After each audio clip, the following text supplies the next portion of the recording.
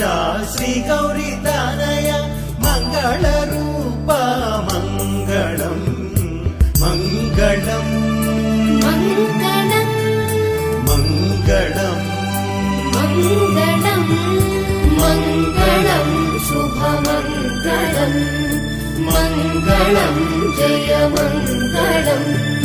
మంగళమూర్తికి నిత్య నీరాజనాలు మంగళమూర్తికి నిత్య నీరాజనాలు